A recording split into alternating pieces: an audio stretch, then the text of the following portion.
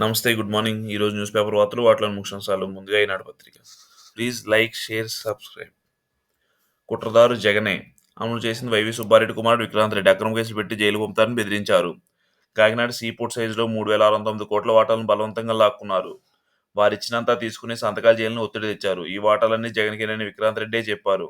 అతను చెప్పింది చేయాలంటూ జగన్ ఆదేశించారు. తప్పుడు ఆడిట్ నివేదిక బెదిరించి ఓటాల అరవిందోపురం కేవీ రావు ఫిర్యాదుతో సిఐడి కేసు నమోదు. వైకాపా హయాంలో నాటి ముఖ్యమంత్రి జగన్మోహన్ రెడ్డి దాష్టికాలు, దోపిడీలు కళ్ళకు కట్టే వృత్తాంతం వెలుగు చూసింది. కాకినాడ పోర్ట్ సైజులో 3,600 కోట్ల విలువైన వాటాను కారు జోకుగా కొట్టేయడానికి జగన్ కుట్ర పన్నితే దాన్ని ఆయన బాబాయ్ వైకాపా ఎంపీ వైవి సుబ్బారెడ్డి కుమారుడు విక్రాంత్ రెడ్డి తూచా తప్పకుండా అమలు చేసిన వైనం బాధితుడి ఫిర్యాదుతో బయటపడింది. మీతో పాటు మీ కుటుంబ సభ్యులపైన అక్రమ కేసులు పెడతామని, అరెస్ట్ చేసి జైలు పంపిస్తామని, మీ వ్యాపారాలన్నీ ముగించేస్తామని తనను బెదిరించి ఒత్తిడి చేసి కాకినాడ సీపోర్ట్ లిమిటెడ్లో 2,500 కోట్ల విలువైన వాటాలను 494 కోట్లకు, కాకినాడ సైజులో 1,109 కోట్ల విలువైన వాటాలను 12 కోట్లకు బలవంతంగా అరవిందో సంస్థకు బదలాయించుకున్నారని బాధితుడు కర్నాటి వెంకటేశ్వరరెడ్డి, కేపీ రావు సిఐడికి ఫిర్యాదు చేశారు. ఈ మేరకు సిఐడి కేసు నమోదు చేసింది. 3,000 కోట్ల మేర దోచుకున్నారని ఎఫ్ఐఆర్లో పేర్కొన్నారు.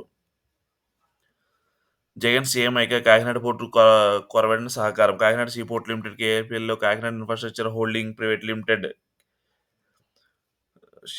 2,15,50,000 షేర్లుండేవి. అంటే 41% వాటా. ఇది కాకుండా 2019-20 నాటికి 2,040 కోట్ల నగదులు నిల్వలున్నాయి. కాకినాడ సైజ్ గ్రూప్ పొన్నాడ, మలకపేట, రామాయణపేటలో 800 ఎకరాల భూములున్నాయి. అందులో కేహెచ్ఎల్, కేవీఆర్ గ్రూపుకు 48.70% వాటా ఉండగా మిగతా వాటా జీఎంఆర్ది. 2019లో జగన్ ముఖ్యమంత్రి అయ్యాక కేవీఎస్కేల కార్యపాలన నిర్వహణ బోర్డు డైరెక్టర్లు ఏపీ టూరిజం బోర్డు నుంచి సహకారం కొరవడింది.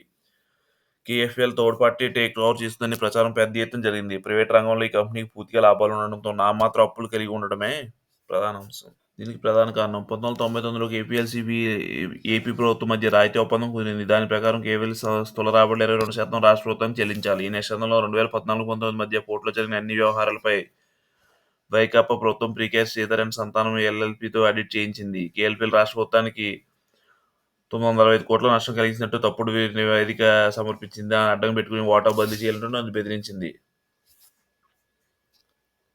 అరవిందోకు అమ్ముతున్నట్టు తెలిసింది. విక్రాంత్ రెడ్డితో భేటీ ముగిసిన తర్వాత నాటి ముఖ్యమంత్రి జగన్మోహన్ రెడ్డి అపాయింట్మెంట్ కోసం నేను ఎంతగా ప్రయత్నించినా సాధ్యం కాలేదు. వాటాలు బదిలీకి ఒప్పందాలు సిద్ధం చేస్తున్నామని, అందుకు సహకరించాలని 3 రోజుల తర్వాత విక్రాంత్ రెడ్డి నాకు సమాచారం ఇచ్చారు.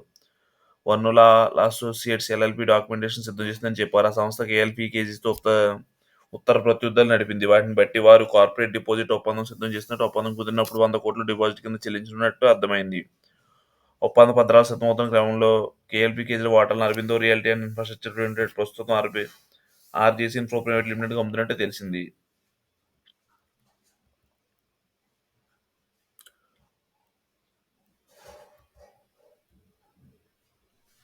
ఎంత కొంటున్నారో చెప్పకుండానే సంతకాలు చేయించుకున్నారు. 2022-24 విక్రాంత్ రెడ్డి ఇంటికి వెళ్ళాను. అప్పటికే అక్కడ సత్యచంద్రతో పాటు మరికొందరు వ్యక్తులు, వరుణ్లా సంస్థల న్యాయవాదులు ఉన్నారు. వారు నాకు 2 ఒప్పంద పత్రాలు ఇచ్చారు. అందులో ఒకటి వాటా కొనుగోలు ఒప్పందం, షేర్ పర్సెంట్ అగ్రిమెంట్, రెండోది deposit agreement. Kakinada infrastructure holding private లిమిటెడ్కు ఉన్న 41% వాటాను అరబిందో సంస్థకు బదలాయించేలా మాటలు కొనుగోలు ఒప్పందం రూపొందించారు. ఎంత మొత్తానికి అమ్ముతున్నాం, ఎంత కొంటున్నారనేది ఆ ఒప్పందంలో లేదు. కొనుగోలుదారులు నియమించే మర్చెంట్ బ్యాంకర్ విక్రయ విలువలు నిర్ణయిస్తామని అందులో పేర్కొన్నారు. ఇంటర్ కార్పొరేట్ డిపాజిట్ కింద అరబిందో సంస్థ కేవీకి 100 కోట్లు అప్పు ఇస్తుందంటూ డిపాజిట్ అగ్రిమెంట్ రూపొందించారు. ఎంత మొత్తానికి వాటాలు కొంటున్నారనే విషయం లేకుండానే ఈ ఒప్పంద పత్రాలు రూపొందించింది. వాటిపై సంతకాలు చేయాలని ఒత్తిడి చేశారు. గత్యంతరం లేక సంతకాలు చేయాల్సి వచ్చింది. నన్ను తీవ్రంగా బెదిరించి అత్యంత మోసపూరితంగా ఫ్యాబ్రికేటెడ్ డాక్యుమెంట్లు వాటా కొనుగోలు ఒప్పందం చేయించుకున్నారు. ఒప్పందంపై సంతకాలు చేసిన కొద్ది రోజుల తర్వాత కేహెచ్ఎల్ ఖాతాలో 100 కోట్లు జమ చేశారు.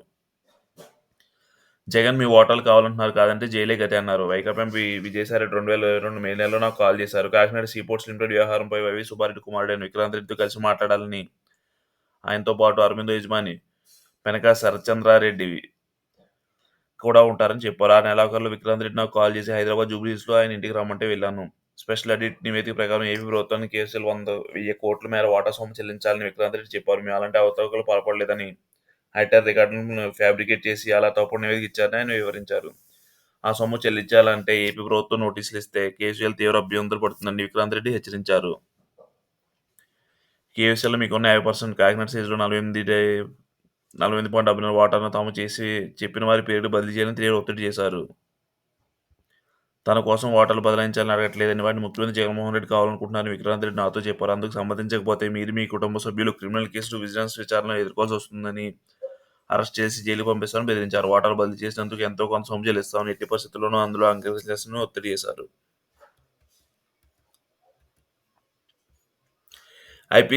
ఐపీఎస్ అధికారి సంజయ్ సస్పెన్షన్, అగ్నిమాపక డీజీ, సిఐడి చీఫ్ హోదాలో అక్రమాలు, నిధుల దుర్వినియోగానికి పాల్పడినట్టు విజిలెన్స్ విచారణలో వెల్లడి. ఆ నివేదిక ఆధారంగానే చర్యలు తీసుకున్న ప్రభుత్వం. పోర్టులో వాటా కోసం రాక్షస రాజకీయం, అడిట్తో తప్పులు చూపించి కేసులు పెడతామని హెచ్చరిక, జైలుకి వెళ్తారా వాటా ఇచ్చి బయటపడతారని బెదిరింపు.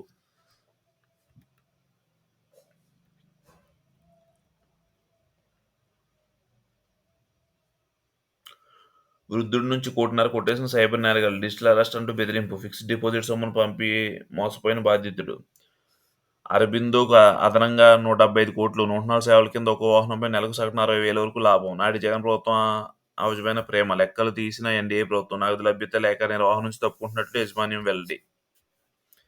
మరీ ఇంత అలసత్వమా? జలజీవన్ మిషన్పై ఇంకా డీపీఆర్లు రూపొందించరా? అధికారులపై సీఎం చంద్రబాబు అసహనం. 6 నెలల ప్రగతిపై నివేదిక ఇవ్వాలని మంత్రులకు ఆదేశం. పథకాల అమలు బాధ్యత వారిదేనని స్పష్టం.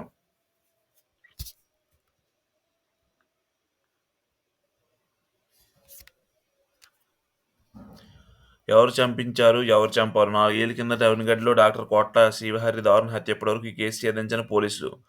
నాటి వైకాపా ప్రజాప్రతినిధి ఆయన అనుచరుడిపై ఆరోపణలు. దర్యాప్తు నీరుగార్చిన నాటి ఎస్పీ రవినేంద్రబాబు, సీఐ రవికుమార్.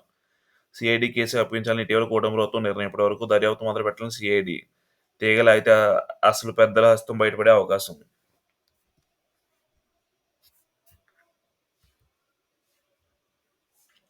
అంతర్జాతీయ ఐటీ హబ్గా రాష్ట్రం. కోవర్కింగ్, నైబర్హుడ్ వర్కింగ్ స్పేస్లు ప్రాధాన్యం. ఐటీ కేంద్రంగా విశాఖ. కనీసం 1,00,000 మందికి ఉపాధి. ఐటీ పాలసీలో ప్రభుత్వం ఆమోదం.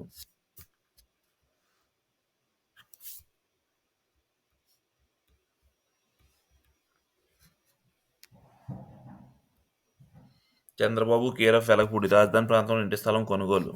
పోలవరం పునరావాస పనులకు అదనపు ధరలు. జీవో 35 వర్తింపునకు ముఖ్యమంత్రి అంగీకారం. మంత్రిమండలి ముందు ప్రతిపాదన. అధికంగా భారమైన గోదావరి బసకచర్ల ప్రాజెక్టు చేపడతాం. ముఖ్యమంత్రి చంద్రబాబు.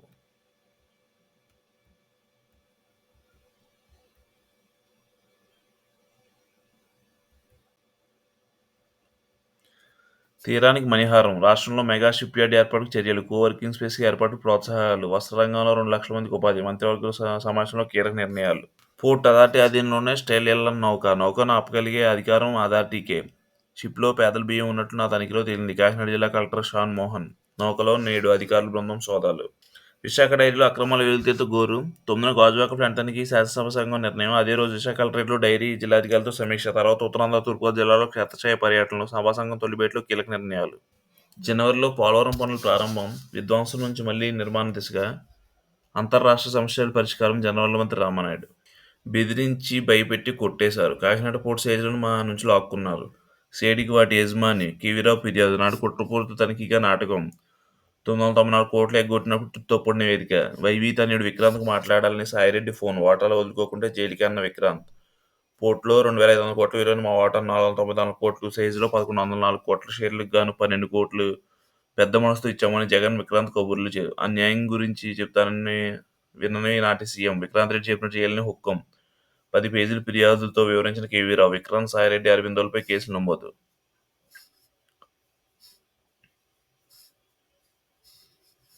అంతులేని దోపిడీ. అరబిందో కోసం చరిత్రలో చూడని దారుణాలు. 10% చేతిలో పెట్టి మెజార్టీ ఓటర్ లాక్కున్నారు. మంత్రివర్గ భేటీలో సీఎం చంద్రబాబు ఆగ్రహం.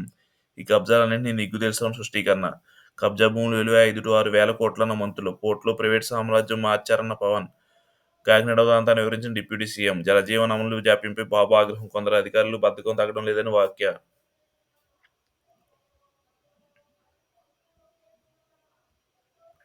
పట్టాలున్నా పత్తాలేరు. ఇళ్ల పట్టా పథకంలో జగన్మాయ. 28 లక్షల మందికి స్థలాలు ఇచ్చినట్టు గొప్పలు. ఇప్పటికీ డీడీలు తీసుకొని 9.2 లక్షల మంది. వారంతా బినామీలు. వైసీపీ కార్యకర్తలైన గుట్రటోతని గొప్పచెప్పయ్యారా? అనర్హుల ఎంపికపై భారీగా ఫిర్యాదులు. 6.5 లక్షల మందికి ఇతర పథకాల లబ్ధిదారులే. వారిని తమ ఖాతాలో కలుపుకున్న జగన్. ఆర్జీ ఎస్టీఐ శిక్షణలో సక్సెస్. 24 నుంచి 4వ స్థానానికి ఏపీ. స్థానిక సంస్థల ప్రజాప్రతినిధులు, పంచాయతీరాజ్ సిబ్బంది శిక్షణలో ముందంజ. 4 నెలల్లో గణనీయమైన ప్రగతి. వైసీపీ హయాంలో అదములో రాష్ట్రం పథకాన్ని అటకెక్కించిన జగన్ సర్కార్. విశాఖ డైరీ అక్రమాలపై ఏర్పాటైన సభా సంఘం సమావేశంలో జ్యోతుల నెహ్రూ, పల్లా శ్రీనివాసరావు తదితరులు. 9న విశాఖ డైరీ పరిశీలన అనంతరం కలెక్టరేట్లో అధికారులతో సమావేశం. సభా సంఘం తొలి భేటీలో నిర్ణయం. సిగరెట్, శీతల పానీయాలు మరింత ప్రీమియం 30% పెరిగిన జీఎస్టీ. 1500 నుంచి 10,000 మధ్యలో ధర ఉండే దుస్తులపై 18% జీఎస్టీ.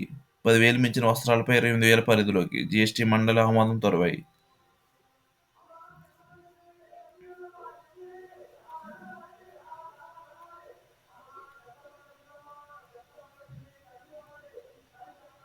ఆ బియ్యం ఎక్కడో తేలుస్తాం. ఆస్ట్రేలియాలో నౌక తనిఖీల కోసం మల్టీ డిసిప్లినరీ కమిటీ ఏర్పాటు. పోర్టుకు వచ్చే ప్రతి లోడుపైనా నిఘా. కాకినాడ కలెక్టరేట్లో షాన్మోహన్ వెల్లడి.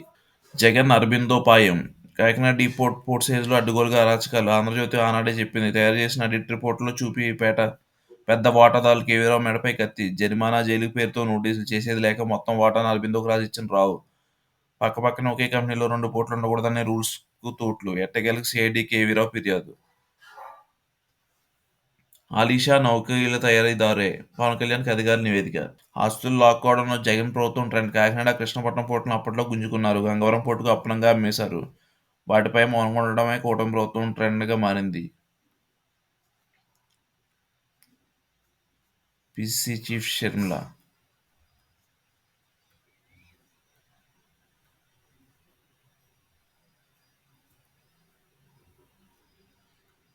రోజంతా త్రాగునీరు. డ్రిప్, స్ప్రింక్లర్ల ద్వారా సాగునీరు.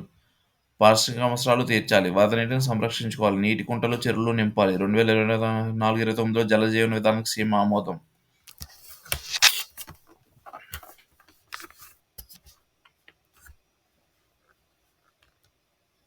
Thank you.